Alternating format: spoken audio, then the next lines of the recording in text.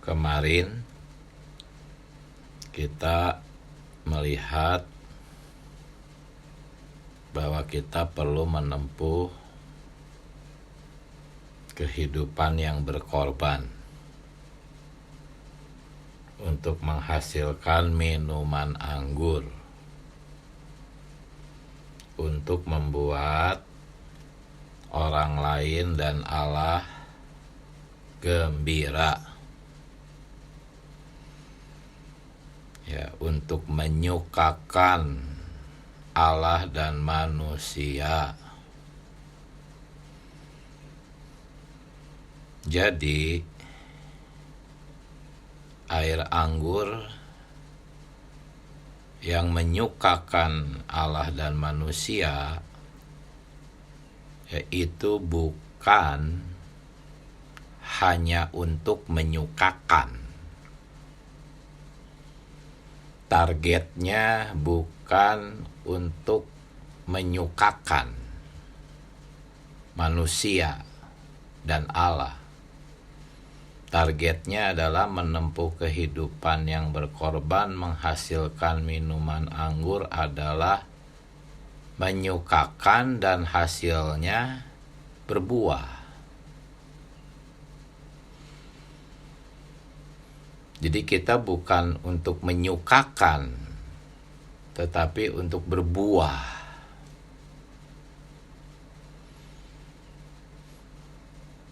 Ya. Dan orang-orang yang gembira, bersuka cita karena air anggur yang kita miliki, ya mereka akan menjadi buah-buah yang menyukakan hati Bapa. Tetapi ini bukan oleh hayat alamiah kita yang menyenangkan, tetapi oleh air anggur itu. Oleh hayat Kristus yang berkorban. Dan kata berkorban, kalau tidak ada hubungannya dengan hidup gereja, itu nol besar. Banyak orang berkorban, tetapi tidak ada hubungannya, tidak ada kaitannya dengan pembangunan gereja. Tubuhnya itu pengorbanan yang nol besar di mata Allah. Sebab yang Allah inginkan itu adalah gereja. Dan kata berkorban juga, ini berarti kehilangan ego. Awalnya memang Allah yang mengerat kita dari pohon yang lama, lalu mengokulasikan ke pohon anggur. Itu tidak ada andil dari kita. Tetapi setelah kita terokulasikan, kita harus kehilangan ego. Dengan apa? Dengan membiarkan pohon anggur itu menjadi hayat kita. Getah pohon anggur itu masuk ke ranting-ranting. Tetapi kalau kita ego, kita tidak akan hidup oleh getah pohon anggur, melainkan oleh getah yang lama. Walaupun kita sudah diokulasikan, Tuhan berkata tetaplah tinggal, gitu kan? Tetaplah tinggal. Artinya kita tuh bisa saja tidak tetap tinggal. Dan tetap tinggal di sini adalah perkara getah pohon anggur itu mengalir masuk ke ranting, dan ranting itu menyerap getah. Itu maksud tetap tinggal. Kalau tidak demikian, mana bisa ranting berbuah? Dan faktanya memang ada banyak ranting-ranting yang tidak berbuah dan dipotong. Itu karena kekurangan penyerapan hayat. Itulah makna tetap tinggal. Jadi sekali lagi, ya, Hakim-Hakim 9 ayat 13 mengatakan air anggur itu menyukakan Allah dan manusia. Targetnya bukan untuk menyukakan manusia atau Allah. Targetnya adalah berbuah, seperti yang kita lihat di FKKP hari ini. Ya, jikalau kita menggabungkan yang kemarin dengan sekarang, kita bisa melihat caranya berbuah. Ya, yang di hari kedua kemarin garis besar poin A, nomor 1 dan 2, secara ringkas berkata, jika kita mengontak Allah. Ini bukan sekedar mengontak Allah, tetapi mengontak Allah dalam situasi tertentu. Yaitu mengontak Allah dalam satu situasi yang memerlukan kita berkorban. Jikalau kita mengontak Allah dalam satu situasi yang menuntut kita menolak ego,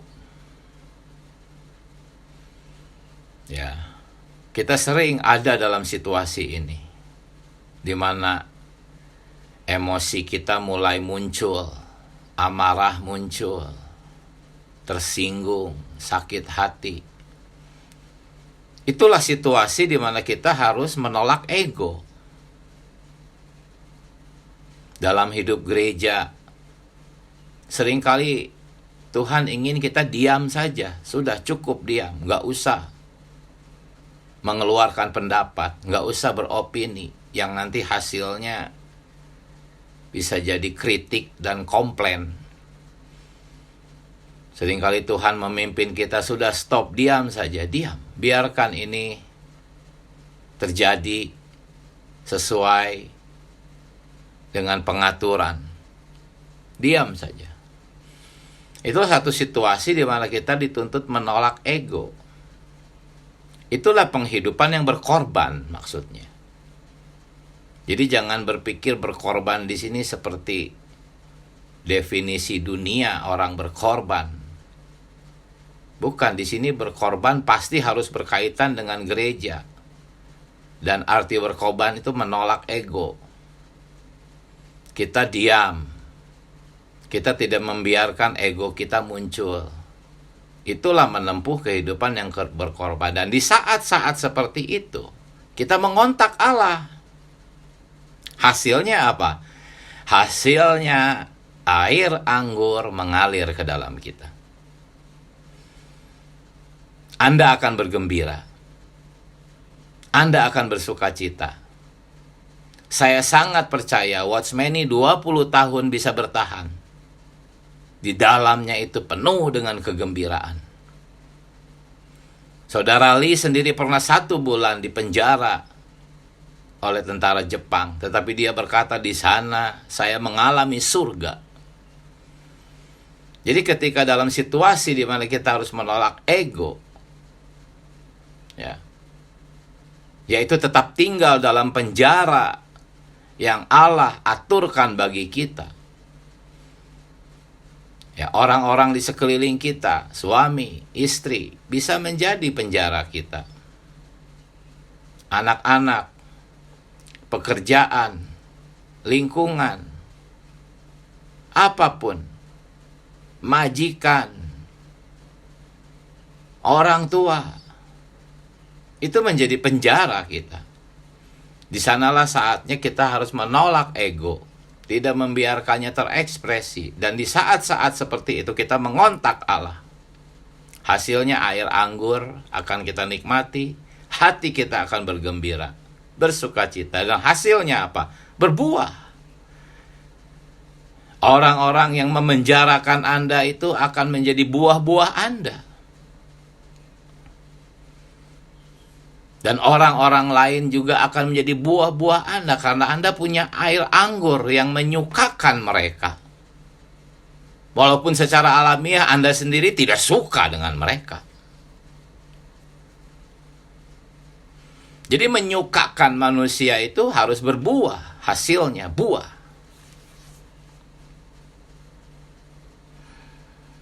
Ya.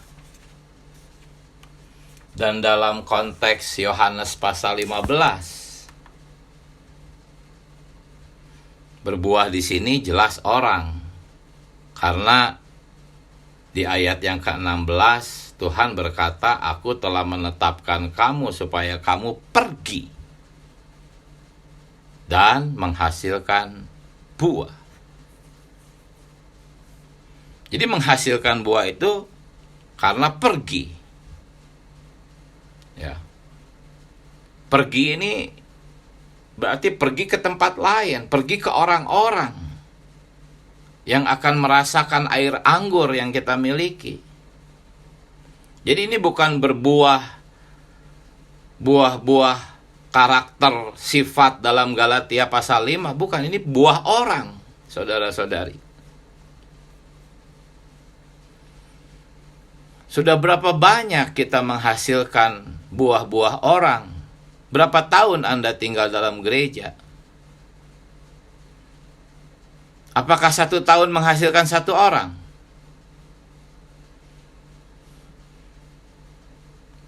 Banyak sekali kemiskinan dalam gereja lokal dalam perkara ini.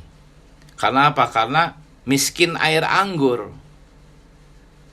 Air anggur inilah yang akan menyukakan hati orang, yaitu hayat yang disalurkan. Orang jadi bergembira dan bersukacita bukan karena kebaikan alamiah kita.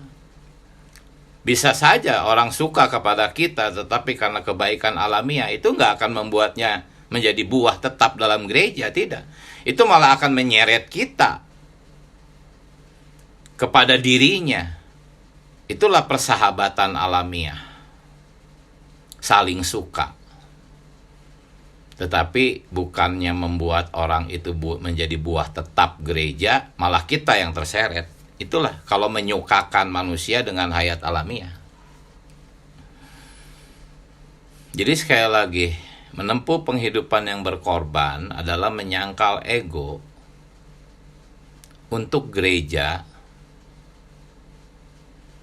dan akhirnya kita mengontak Tuhan dalam kondisi demikian, air anggur kita nikmati, dan hasilnya kita memiliki air anggur untuk menyukakan orang, dan orang-orang akan menjadi buah kita.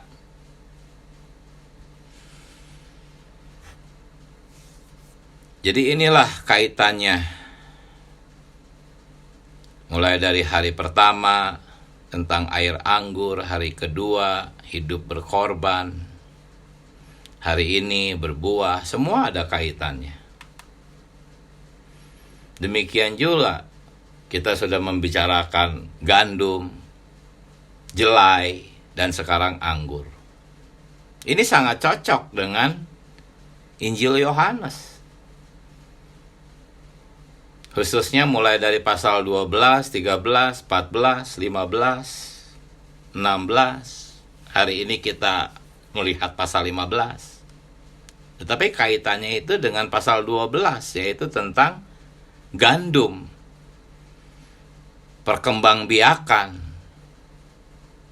Ya, pasal 12 dan pasal 13 itu perkara perkembangbiakan. Pasal 13-nya itu adalah untuk mempertahankan persekutuan. Ya. Gandum itu sudah berkembang biak di dalam pasal 12. Lalu perkembangbiakan ini menjadi banyak gandum, harus ada persekutuan antar gandum. Di pasal 13 kita melihat harus saling membasuh kaki. Itu adalah pemeliharaan persekutuan, hasil perkembangbiakan itu. Kemudian pasal 14-nya itu jelai, kebangkitan Tuhan. Ya, yang menghasilkan tempat tinggal. Ketika Tuhan bangkit, ya, Dia segera menghasilkan satu tempat tinggal, yaitu tubuh Kristus, gerejanya. Itu jelai di pasal 14. Dan pasal 15 hari ini yang kita lihat adalah tempat tinggalnya. Diperlihatkan seperti pohon anggur. Dan ditambah dengan keharusan berbuah. Ya. Fakta bahwa Anda sudah percaya ke dalam Tuhan Yesus itu adalah takdir Anda bahwa Anda itu adalah ranting. Dan takdir ranting itu adalah tinggal dan berbuah. Sebab kalau tidak berbuah pasti tidak tinggal. Tinggal pasti berbuah. Dan berbuah ini buah orang. Dan kesimpulannya di pasal 16 itulah perbauran antara Allah dan manusia. Itulah gereja.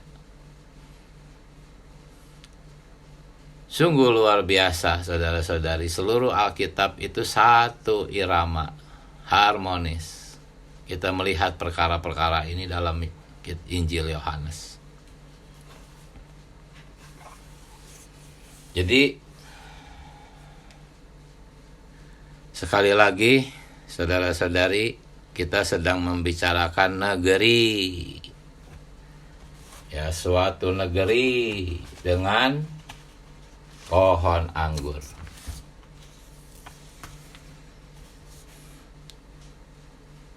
Ya, di balik gambaran pohon anggur ini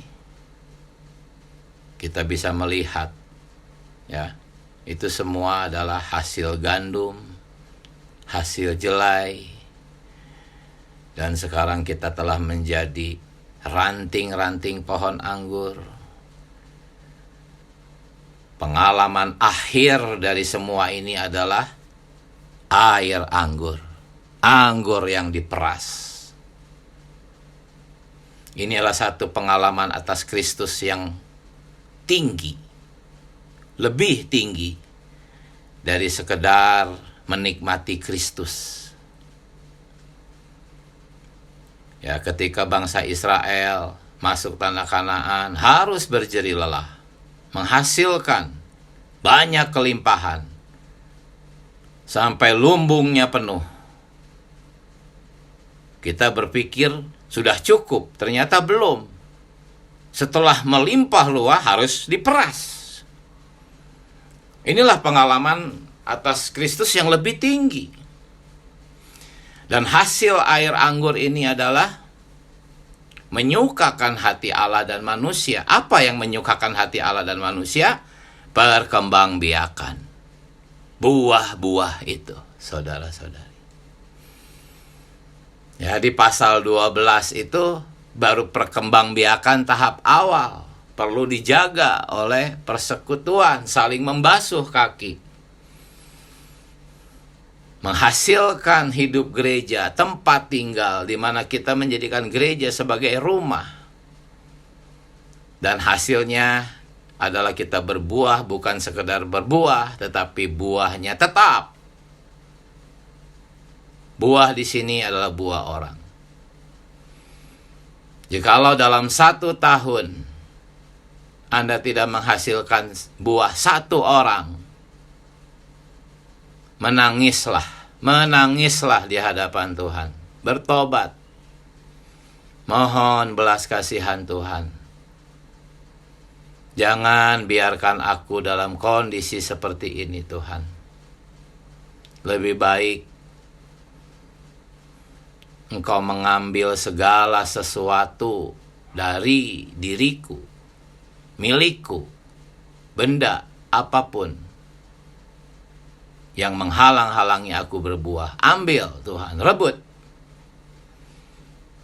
Tidak perlu menunggu aku menyerahkan berhala-berhala itu secara sukarela. Menangislah jikalau Anda tidak berbuah.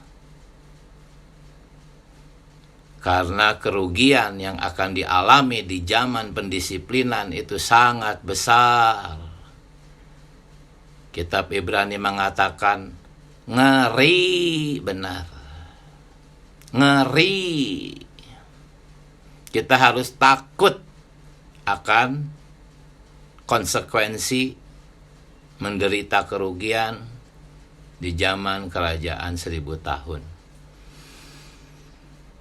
Oh Tuhan Yesus, semoga saudara-saudari mendapatkan belas kasihan Tuhan, anugerah, agar berita yang kita nikmati dalam minggu ini benar-benar menghasilkan pertobatan, pengubahan. Haleluya. Silahkan. Sekarang saudara-saudari berbagi nikmat. Waktu masih banyak. Silahkan. Ambil bagian yang pertama, yang kedua, yang ketiga. Silahkan. Amin. Terima kasih. Penjelasan pagi ini membuat saya harus lebih sungguh-sungguh. Tadinya pengertian kita sebagai ranting-ranting itu dianggap cuma suatu kesenangan aja. Pokoknya aku udah menjadi ranting ya, udah selamat gitu ya. Tapi penjelasan pagi ini sungguh menegur kita ya, bahwa bukan cuma ada menjadi ranting, tetapi juga menghasilkan buah. Banyak untuk menghasilkan buah itu juga banyak yang harus kita kerjakan, yang harus kita bereskan ya. Melepaskan ego, tidak ada kehidupan bagi diri sendiri. Nah itu yang tidak dipikirkan ya oleh kita orang Kristen ya. Sebetulnya berat gitu ya. Tetapi di sini Tuhan bilang justru pada saat ada pemerasan itu ya, kita harus datang kepada Tuhan supaya hayat Tuhan yang mengalir. Dan saya juga kayaknya Tuhan udah taruh ya di dalam hati saya beberapa hari itu tentang kalau kamu mau diperas dan hasilnya itu, maksudnya kalau kita buah untuk menghasilkan sama air yang dihasilkan sama seperti buah itu, kamu harus menjadi buah itu benar-benar. Jadi kalau kita mau menghasilkan buah, buat saya ini kayaknya ada satu perasaan, kamu harus penuh dengan Tuhan, penuh dengan apa adanya Tuhan, supaya saat ada pemerasan, itu Tuhan yang keluar, hayat Tuhan yang keluar. Kalau masih ada pikiran sendiri, ego sendiri, itu tidak murni gitu ya, dan mungkin rasanya asam. Dan itu yang mencelikan ya, yang menyadarkan saya benar-benar kita menjadi buah yang manis, yang menyenangkan hati Tuhan. Saat menjadi minuman itu harus benar-benar adalah Tuhan sendiri yang diekspresikan. Buat saya ini menjadikan saya harus lebih sungguh-sungguh ya menikmati Tuhan, supaya seluruh keberadaan saya itu dijenuhi oleh Tuhan. Saat ada pemerasan itu biar Tuhan yang keluar, supaya juga menghasilkan bukan dari diri sendiri, tetapi hayat Tuhan yang mengalir, yang keluar. Sepertinya itu aja pagi ini saya dicelikan. Sungguh firman yang membuat mata hati saya terang, supaya Kristus yang penuh itu memenuhi kehidupan saya. Tidak ada ego-ego yang dari diri sendiri. Sepertinya itu aja terang yang saya dapat pagi ini. Terima kasih. Amin. Puji Tuhan. Silakan sambung. Tuhan Yesus. Mari. Amin.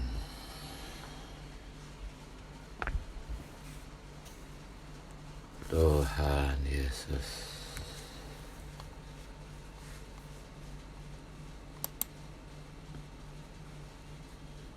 Mari.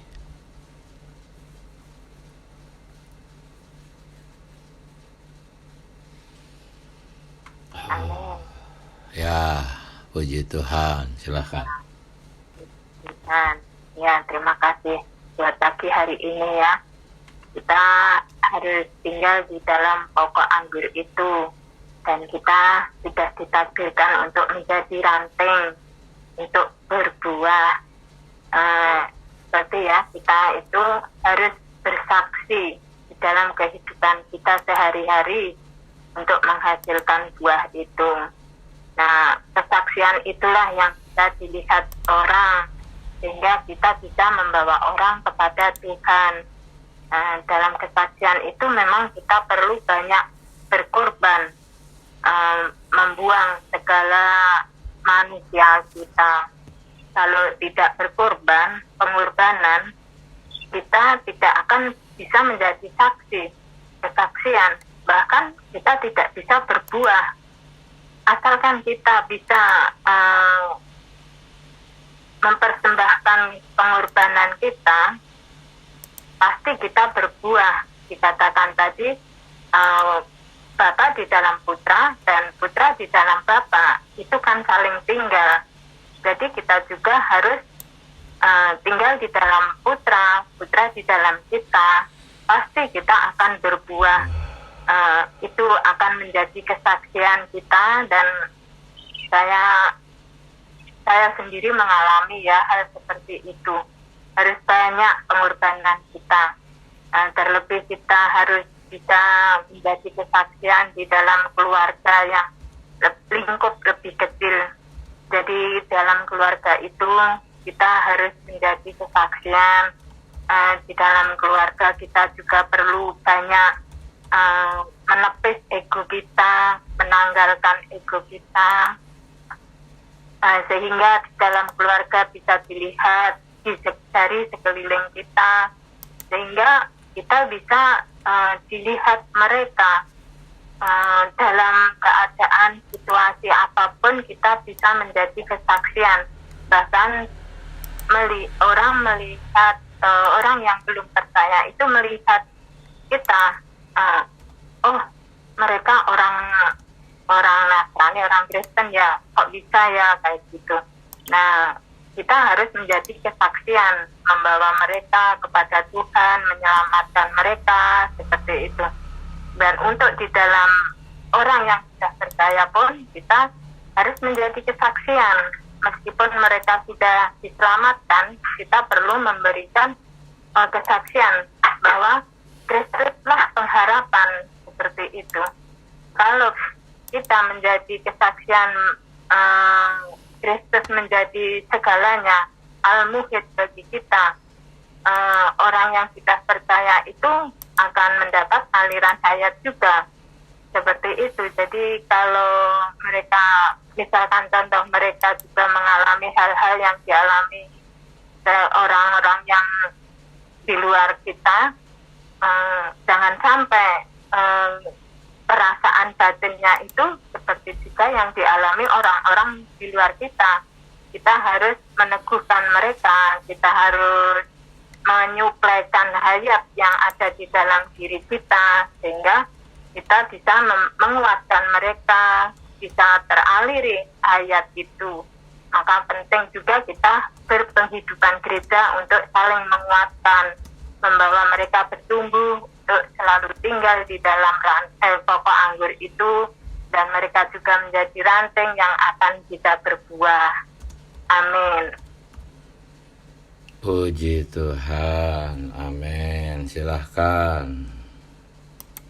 disambung, amin. Tuhan Yesus, silahkan.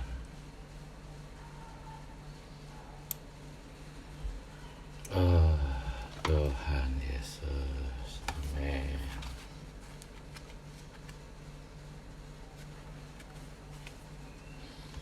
Mari.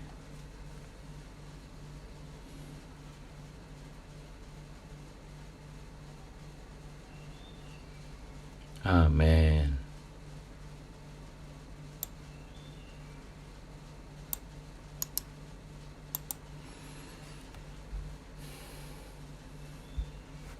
Mari saudara-saudari, bagaimana Ya, silakan. Amin. Oh Tuhan Yesus, puji Tuhan ya, pagi ini saya kembali diterangi ya, bagaimana berkorban itu tadi diuraikan ya, bukan seperti orang-orang di luar berkorban kehilangan ego ya, dimana saat kita perlu terus datang pada Tuhan ya, tinggal di dalamnya. Nah, ketika kita mungkin mau bicara tetapi yang di dalam mengatakan berhenti, biarkan yang lain yang bicara. Nah, ini sungguh adalah kehilangan ego. Nah, ini berkorban bukan yang di luar, tetapi ini pun juga perlu latihan kita ya, perlu terus tinggal di dalamnya. Dia yang sebagai pokok anggur itu, kita hari ini ada ranting-rantingnya. Nah, ini juga tadi saya menikmati yang akhirnya adalah berbuah ya. Berbuah tidak hanya untuk menyukakan Allah dan manusia, tetapi adalah akhirnya berbuah. Nah, ini Tuhan Yesus, saya pun juga terus memohon ya agar dapat berbuah ini memang perlu diri Allah itu sendiri ya, terus bertambah di dalam kita. Nah, tadi di akhir yang saya nikmati sungguh menjadi peringatan ya, kalau tidak mau dipotong atau nanti akan masuk ke dalam pendisiplinan. Nah, hari inilah penempuan penghidupan kita ya, terus tinggal di dalamnya. Yang 1 minggu ini bisa menjadi minuman buah anggur itu, bagaimana dia diperas, ditekan, terus berkorban, dan hari ini betul-betul berbuah ya. Nah, ini perlu penempuan kita terus di dalam Tuhan, tinggal di dalam Tuhan. Amin. Puji Tuhan. Tinggal di dalam Tuhan. Amin. Mari, masih ada waktu, silakan. Tuhan Yesus. Amin. Amin. Silakan, Saudara Michael. Ya, memang pasal dan ayat Yohanes 15 ini, khususnya di ayat 4 dan 5 ini, satu ayat yang sangat populer, tetapi manifestasi di tengah-tengah kehidupan kita tidak sepopuler daripada ayat itu sendiri ya. Lalu jikalau saya menghubungkan dengan bagaimana saya hidup juga di tengah-tengah memahami, mengenal, mengetahui, juga menyelami makna yang disampaikan, kebenaran daripada firman di dalam Yohanes 5 ayat 4 sampai 5 ini ya tidak berbanding ya antara apa yang saya pahami dengan realitas kehidupan saya kesehari-hariannya ya. Sungguh seperti yang tidak mudah ya, memahaminya mudah, melaksanakannya tidak semudah memahaminya ya. Apalagi kalau kita berlanjut, walaupun di sini fokusnya ke ayat 4 dan 5 ya, ayat 6-nya memang lebih sering kali tidak dibahas di dalam pengalaman perjalanan kehidupan kekristenan saya yang begitu panjang, yang sempat tinggal di luar di denominasi ya. Khususnya ayat yang ke-6 ini agak jarang dibahas. Lebih sering dibahas adalah yang ayat 4 dan 5, dan pembahasannya tidak di dalam penekanan sebagaimana yang kita dapatkan kekayaannya pada pagi hari ini ya. Sesungguhnya ketika semuanya digabungkan, ayat 4, 5, dan 6 ini sungguh sesuatu yang perlu ya serius bagi kita untuk memperhatikannya di dalam keseharian kehidupan kita ya. Tentunya bukan karena kita takut oleh ayat 6, tetapi ya kita tidak untuk hidup oleh suatu ketakutan ya, tetapi arah pikiran dan hati kita itu lebih tertuju pada apa yang menjadi hasrat hati Tuhan, bukan oleh ketakutan pada apa yang disampaikan pada Yohanes 15 ayat 6 ya. Menjadi ranting yang kering, dikumpulkan orang, dicampakkan ke dalam api, lalu dibakar ya. Tapi kita dan saya secara pribadi juga lebih terdorong untuk bisa masuk ke dalam hasrat hati Tuhan, bersatu dengan hasratnya, supaya kita tinggal di dalam diri Dia dan bisa menghasilkan buah. Amin. Puji Tuhan. Tuhan Yesus. Ya, saya akan coba menambahkan perkara tinggal ya. Supaya berbuah ini boleh kita lihat jalannya ya, caranya, yaitu tadi dikatakan di ayat 5 ya, Yohanes 15, barang siapa tinggal di dalam aku dan aku di dalam dia. Nah, kata aku di sini yaitu Kristus berubah di ayat yang ke-7. Ya, diulangi perkataan yang sama tetapi kata akunya jadi berubah. Jikalau kamu tinggal di dalam aku, ayat 7, dan firmanku tinggal di dalam kamu. Jadi kalau di ayat yang kelima tuh, kamu tinggal dalam aku tinggal di dalam kamu. Tapi di ayat 7 berubah kata akunya menjadi firman. Jikalau kamu tinggal dalam aku dan firmanku tinggal di dalam kamu. Ya, seperti tadi Saudara Michael sampaikan, jangan khawatir, jangan takut. Ya. Maksud Saudara Michael itu adalah jalannya ada, ya. Yaitu di tengah-tengah kita tersedia firman. Firman yang mengandung hayat. Yang jikalau kita terus nikmati, kita bangun pagi-pagi, kita membangun kebiasaan menikmati Tuhan. Ya, penyegaran pagi, dalam sidang-sidang, ya, dalam koordinasi tim-tim pelayanan, perawatan.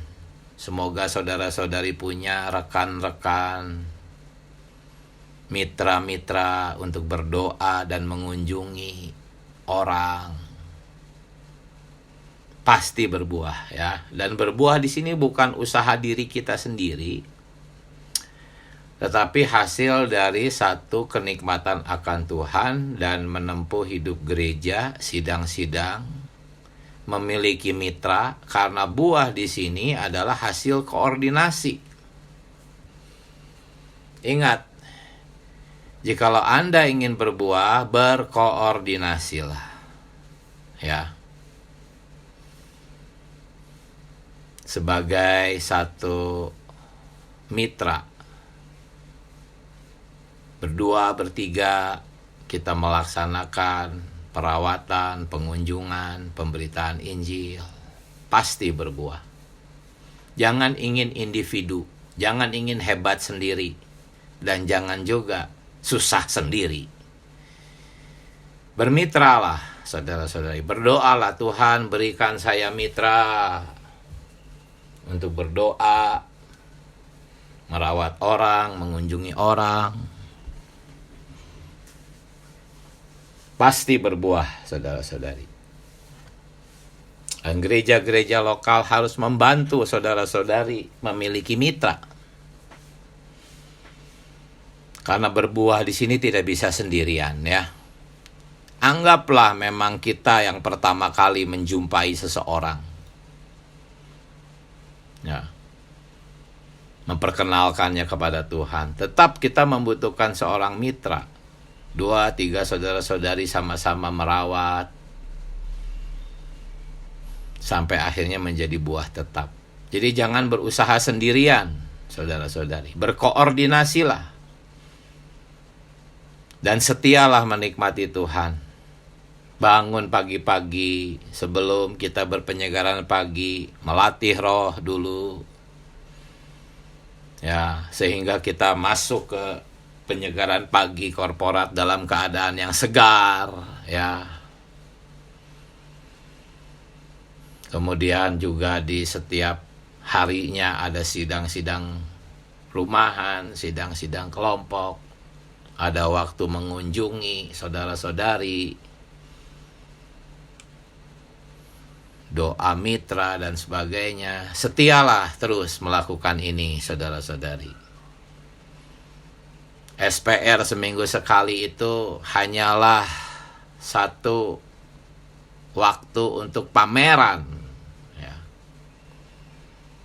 Sidang pemecahan roti itu waktunya kita mengekspresikan kekayaan kita dengan apa? Memuji, menyembah, berdoa. Doa-doa kita di sidang pemecahan roti itu sebetulnya melebihi pembagian nikmat. Mungkin untuk berbagi nikmat tidak banyak kesempatan, tetapi doa-doa di dalam sidang pemecahan roti itu bisa menyuplai, bisa menjadi air anggur bagi saudara-saudari. Semoga gereja-gereja lokal ketika pemecahan roti itu kaya, limpah, membubung. Doa-doanya menjadi air anggur, mendiri saudara-saudari. Jikalau kita setia sedemikian, pasti berbuah. Mulai dari bangun pagi, sidang-sidang di tengah-tengah minggu, perawatan, mitra doa, sidang pemecahan roti, pasti kita akan berbuah. Minimal 1 tahun 1 orang. Amin. Mari kita menyeru nama Tuhan. Oh Tuhan Yesus, terima kasih buat suatu negeri dengan pohon anggur. Amin. Kami sudah ada di negeri itu Tuhan, penghidupan gereja. Amin. Kami sudah ada di dalam pohon anggur itu Tuhan. Amin. Oh tolong kami tetap tinggal Tuhan di dalam diri-Mu, menikmati firman-Mu Tuhan. Amin. Tolong kami memiliki mitra, berkoordinasi untuk berbuah Tuhan. Tuhan Yesus, sungguh kami perlu diri-Mu. Kami tidak mau menjadi ranting-ranting yang dipotong dan dibakar. Tuhan Yesus, belas kasihani kami. Amin. Berkati pertemuan kami besok dan seterusnya. Terus terangi kami. Haleluya. Sampai jumpa saudara-saudari. Amin. Amin. Amin. Terima kasih. Terima kasih saudara Diki. Tuhan Yesus memberkati. Amin. Memberkati semuanya. Amin. Amin. Saya close ya saudara-saudari. Amin. Amin. Amin.